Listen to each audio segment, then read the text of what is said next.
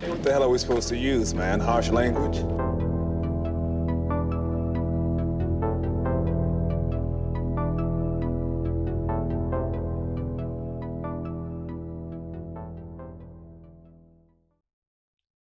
What's up, everybody? Welcome back to Harsh Language.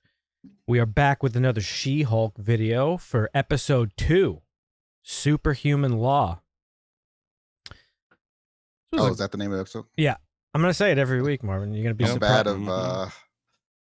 Are you going to be surprised? Episode names. Yeah. Every time? You did that last time, too. You're like, oh, is that the name? Yeah. Yeah, we got a good episode here. Yeah, it was good. So, Jennifer, she's taking some shit. Her name's Jen. Jen, I'm sorry. Not Jenny, not Jennifer. Okay. Oh, I'm going to call her Jenny. Sorry. Wow. No one calls her Jenny. She even says that in the episode. No one calls me that. So I'm going to do it. Wow. God, is this why they hired me? Okay, this sucks. I am totally qualified, but now everyone around here is always going to think this is the only reason I got the job. It's so unfair. She's in a bit of a pickle. All the things that she was worried about happening in the previous episode, becoming the She-Hulk, she's finding come true in this one, including getting named, which Bruce told her would happen. He said he makes a comment in like the previous episode where, it's always fun to see what kind of names they would come up with. And of course, she got the name She-Hulk. Yeah, She-Hulk is kind of whack, though. Lady Hulk was probably a better option. Lady Hulk would have been a good one. In hindsight. Yeah. And because of the incident at the end of last episode in court, it turns out that the case actually got thrown out because basically her boss was telling her that, or the district attorney rather, was telling her that, well, because you saved everybody in the jury, they have a bias towards you now. So the case got thrown out. And you're fired. Yeah. And she's obviously very disappointed by this because she's devoted her life to law, but she is quickly offered a new job by the company, I think, that was on the opposing counsel in that court case, if I'm not mistaken. Yeah. Mm-hmm. He was impressed with her due diligence and these sorts of things. Under the condition that she has to practice as the She-Hulk, and she's very disappointed by this, obviously, because she thought it's a fucking gimmick. She wasn't being hired on her credentials as a lawyer, but on the fact that she is a female superhero. It was both. Yeah, it's like it was both. It's like affirmative action, but for like he was impressed. Yeah, that she came prepared. Super people, and her case actually beat them. But the fact that she was a superhero is icing on the cake. That's what they wanted. That's what they needed. But yeah, she's still. I think it was mostly that she is super She-Hulk. Yeah, the way he was, because later on there, he's like, if you're not going to be She-Hulk, you don't have a job here. So yes, obviously. Yeah, right. I would tend to agree with that. But that's the plot, and got to move past that and address the fucking massive elephant in the room. They dropped a fucking bomb. Blew up my whole fucking Marvin. I see you looking confused. You're like, what the fuck did I miss? Are you talking about what's the name? Lemony Cricket or Abomination? What the what was his name? Lemony Cricket. Well, first of all, you're thinking of Emil Blonsky. No. That's it. In the scene when she's on her laptop looking for a new job, on the right-hand side of the monitor, there's a couple of news articles, one of which, I'm not talking about the one that addresses the fucking complaint everybody's had for fucking months, which says why there's a giant statue of a man sticking out of the ocean. The Eternals. It's from Eternals.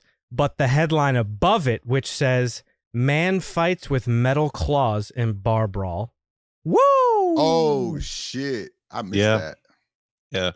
I caught that one. Dusty and I were watching the episode together, and I fucking we had to run out. It back. Yeah. We had to run it back and freeze frame it and talk about it for about 10 minutes. Because I barely noticed it. I caught it out of the corner of my eye, and I fucking immediately rewound it and froze it because I thought I saw the words metal claws, and I was like, no way.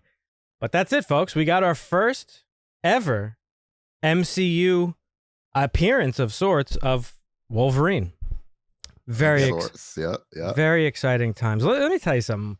These fucking Marvel people, fans, that is, they're out here fucking complaining. We did it too. I did a bunch of complaining about Phase 4. These fuckers know what they're doing. I should have known better. Let's just be patient. Let them build the shit that they're building because they will deliver. Okay? Mm-hmm. Yeah. Wolverine's in the MCU, folks. What an exciting time to be alive.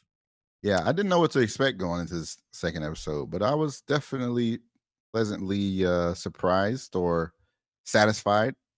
Yeah. I also thought I would get annoyed with her talking to the camera, but when she does it, it's always pretty funny. So that's good.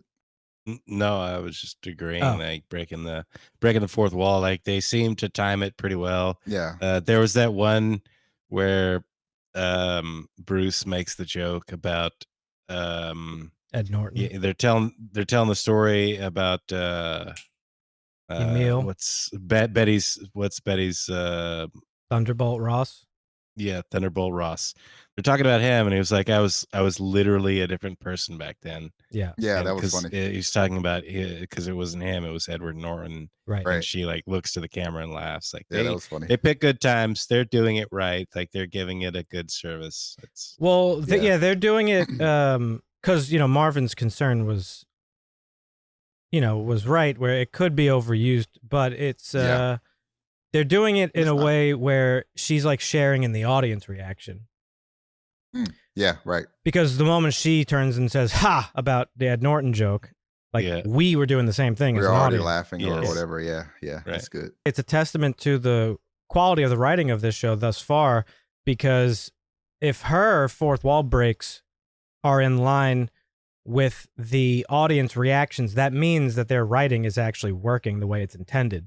If they're writing a joke that's meant to get a laugh and she laughs but the audience doesn't, that's when it's like, ugh, it's a little cringy, but it's actually Right. it's actually in line. So I think that's actually pretty cool. We found out that villain from last episode that we didn't know if she was real or not. Yes. She is real. Her name is Titania. Mm-hmm. And apparently she's a super powered influencer. Which is Fuck? which is actually a really cool spin on it. Her character in the comic books, she's like a person who's just like toxically obsessed with Social media. No, with Jennifer. Social media didn't exist back then, Marvin. Come on. Oh, damn. Yeah, 1960s. I don't know if she's So- that old. She But- specializes in paying an exposure, apparently. Well, yeah, but what's cool about this is because, in the world of the MCU, we've already seen many hints of this, that like, superheroes are as big a part of the culture of the MCU universe as it is in our real Yeah. life. So, Right. they're doing musicals about Captain America, and Oh, right. they have merch. In the comic books, there was actual Marvel comics in the comics. They are doing the same meta stuff that they've done in the comic book. So, but it's a cool new modern take on that sort of stuff because obviously, social media dominates every day of our lives. So it's cool that like superpowered people, it's part of the Yeah. theme of this show. Jennifer doesn't want to be a superhero. She just wants to be Right. a superpowered Normal. person and live her life. Well, similarly, Titania doesn't have any interest in being a superhero. She wants to be a social media influencer, so she's going to use her Right. abilities to do that. To gain popularity. Yeah.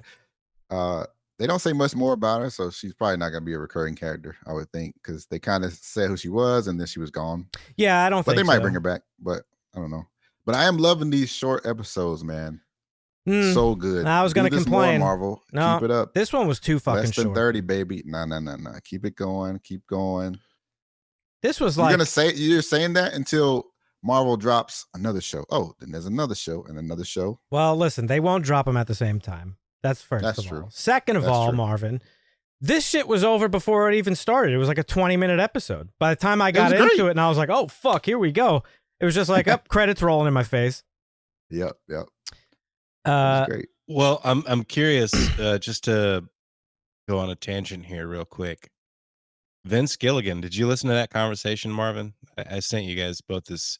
Vince Gilligan did an interview with Rich Eisen Mhm. where he talks about when they did Breaking Better Call Saul, They actually almost did it as a 30-minute comedy show instead of an hour drama. Damn, that would have been I don't know. It still could have been really good. Who knows? Hard to say. Speaking That of is Better interesting, Call though. Saul, I got a crossover for you, Dan. Ooh. Yes. Better Call Jin. Huh?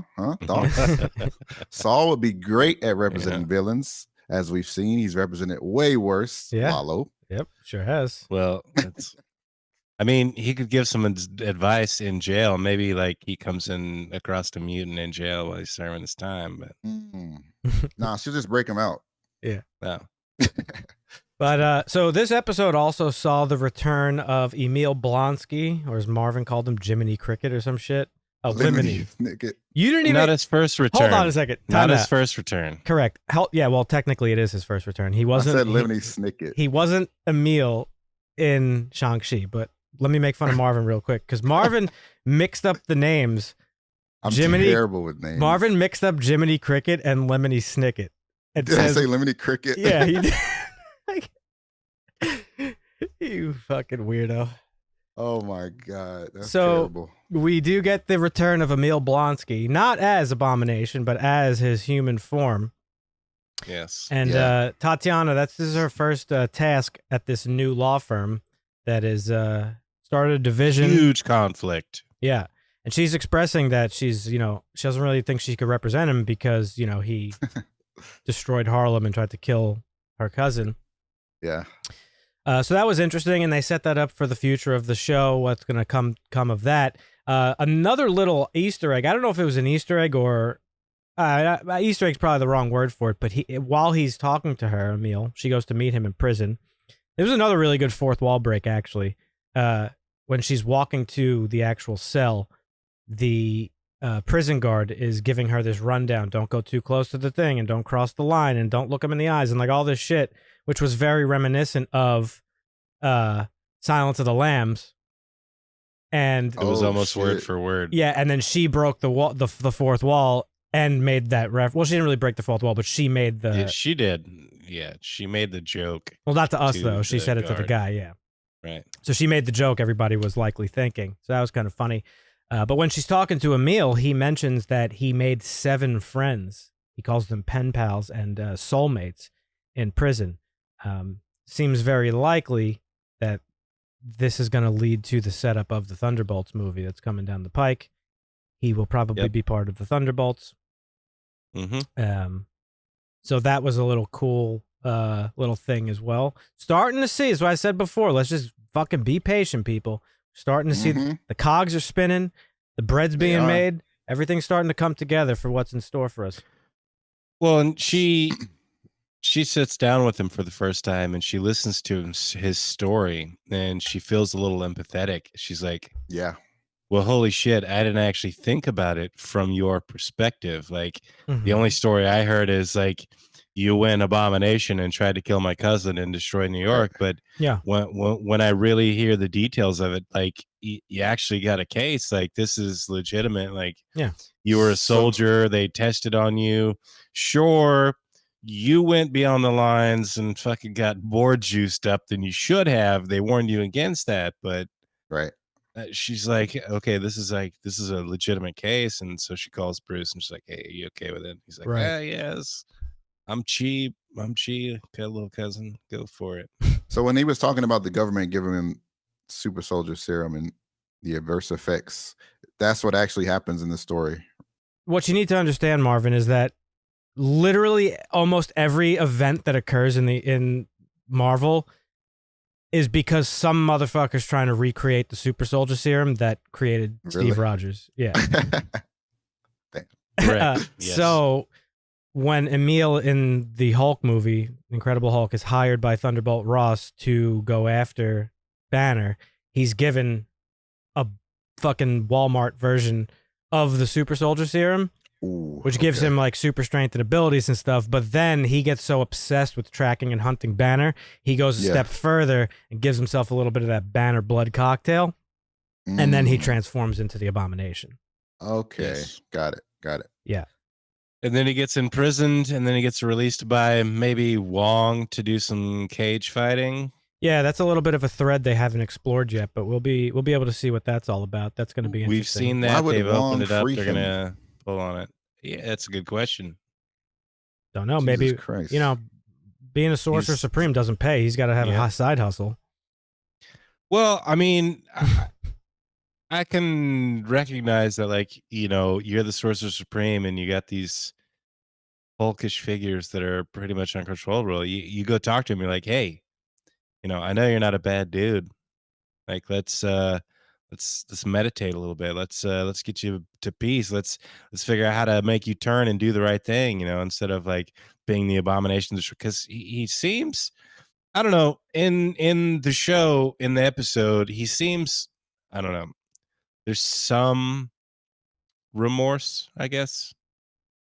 Yeah, but From him? he's dropping his 7 friends, which we know is Thunderbolt. So like, Sure, which is an anti-hero Yeah. league of sorts, but it's almost, I mean, it's like the Suicide Squad. They still kind they're of not necessarily want villains, right? to do the right thing is what their mission is. So we'll see. We'll see how they flesh it out. Yeah, and just one other thing I wanted to touch on too, Dusty. You said that they kind of flipped the script a little bit, and she sort of sees it from his perspective. That's really the theme of the show so far, is basically seeing things through others' perspectives. Yep. And it was a big part of the first episode of like, Bruce badgering her about like, no, you got to do it this way, and she's like, bro, let me do it on the way I Right. want to do it based on my life experience. And yeah, Bruce had his experience and he was trying to share it and walk her through it, and she's like, no, my experience is different and you got to let me experience it. And they come to terms with that in the first episode a little bit, but then you get into the second episode and she's figuring out who she is and what she's gonna do. Speaking of Bruce, the subject of another fucking major, potentially major, probably major fucking story arc here. The ship, the Sakari, the ship from Sakar, the scout ship that we saw cause the crash in the first episode. He's fucking on board that bitch, fucking zipping into space now. Yep. And he's like, I got in some space on the phone. Where's he going? Calls. Well, he's going back Where's to he Sakar, going? I'd imagine. He's like, I got some stuff I gotta take care of. So I'm wondering if I have a feeling that probably not a movie because of distribution rights and stuff like that, but I would venture to guess that they're gearing up to do either an Incredible Hulk show or movie that features the Planet Hulk storyline, because he was on Sakar as the Hulk for 3 years. Yep. Sheesh, that's It's crazy. entirely possible that in that 3-year period, he met somebody, got her pregnant, and has a child now, like he does in Planet Hulk. So that's shit. yeah. So that's going to be pretty interesting. And I believe his son's name was Scar or some shit. You'll have to let us know in the comments because I don't remember. But we got a couple of other little characters introduced into this episode as well. We got Pug, which is the dude that brings her a nice welcome basket in her new office, along with the best gift anybody's ever gotten, a fucking map to the best bathrooms to poop in. Yeah, that was funny.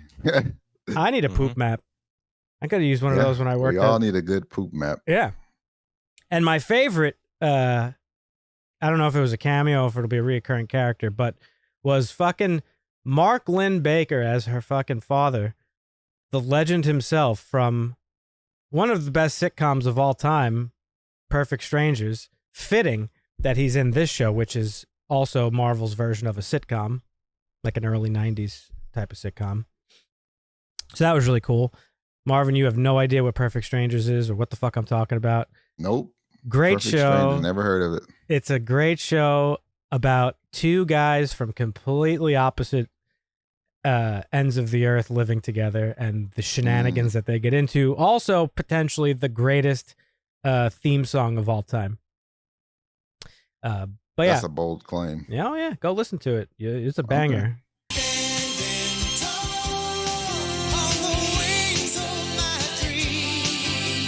One last thing I wanted to touch on is just something I read. That line of dialogue that you talked about earlier, Dusty, where they make the joke about him being a completely different person, not Ed Norton. that was actually completely ad-libbed during filming. So Well, that's Oh, was it? yeah, it's always Yeah, it's cool to cool. see how great moments like Yeah. that like come up naturally. She's quoted as saying, "That's truly the world of this show. It's as meta as you could possibly get, and what's more meta than discussing the fact that the Hulk in The Incredible Hulk was played by a totally different actor. There are so many layers to it." Yep. So that was It cool. goes back to like Iron Man 2 when he walks up, he's like, "I'm here, it's me. Let's get over it. Let's get on with it." Like Mhm. you kind Don of break Cheadle. the fourth wall a little bit. Yeah, you break the fourth wall a little bit, but not too much. You're acknowledging that it happened, Yeah, which But- I think is a nice touch. sure, definitely is. It was a good episode. You know, Yeah, no, I looking enjoyed forward it. to it. I've It's- actually been really enjoying the show. how many is it? 8 or 10? I'm not sure. I actually haven't looked that up, but I think it's 10. I do have to, combat Marvin a little bit on this one. I'm down with half hour episodes, but this one was like 20 minutes. It just felt a little too short. So you give me at least another 10 minutes, Marvel. Fucking Jesus, don't get me like you're getting me all fucking heated up over here and leaving me hanging. But Yeah, I mean, I'm on the fence on stuff like that. Like, I think you can do a lot in 22 to 25 minutes, which is what sitcoms generally were well, in my generation. They're very commercial led, but when you do those things, you're usually talking about 20 episodes instead of 8 to 10. yeah, I've been really enjoying the show. I think it's funny. I am interested. I like the sitcom sort of style of the show, and I'm interested to see if it's going to be like a procedural law type of thing going forward with a little bit of like Hulk stuff mixed in. I think it'll be really Right. fun. Yeah, that'll be No, cool. I think they're going to use this as a like boilerplate. Like, there's some things we could jump into here. Like, obviously, it's going to jump into Thunderbolts, among other things. But yeah, for a 20-30 minute episode, like attorney, it's good. Like, it's got some of that Boston legal humor.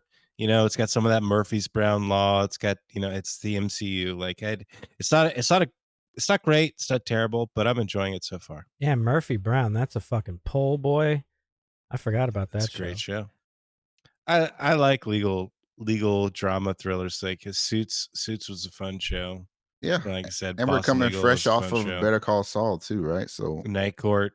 On I brand. could name off a there was dozen another legal funny shows. moment when she was still looking for a job, and I forgot who it was that they said maybe you should get a job with the Avengers or something, and she was like, "Do the Avengers offer healthcare and Yeah. all these sorts of things?" I'm like, that is a valid question. I Well- mean, Avengers have probably like the most dangerous job on the planet, right? Well, we learned that in Falcon and Winter Soldier, they actually address Yep. that. Oh, really? Yeah, Sam in the show, one of the big major plots of that show is his family home is being repossessed by the bank, and he has to like come up with money. Oh shit! And there's a scene where he's at the bank, and the bank guy is like, "We can't give you a loan, dude." He's like, "But wait, you're a fucking Avenger. Doesn't like Tony Stark like pay for your shit?" And he's like, "Nah, dude, it ain't like that." So you basically, Tony was the piggy bank, and he gave them a stipend basically. But after he was gone, it was basically all gone. Yeah. So Damn. basically Like, he Tony was paid like for all funding that the whole shit. thing. Tony Right. funded everything because he was a philanthropist, billionaire, playboy. So there you have it, folks. There's our thoughts on She-Hulk episode 2. Good show. Looking forward to the remaining ones, and let us know what you think down in the comments below. If you haven't yet, go check out our website, harshlanguage.tv, and you could check out our previous episodes here and also on our full-length podcast, as well as the news. Catch you in the next one. See you. Asta.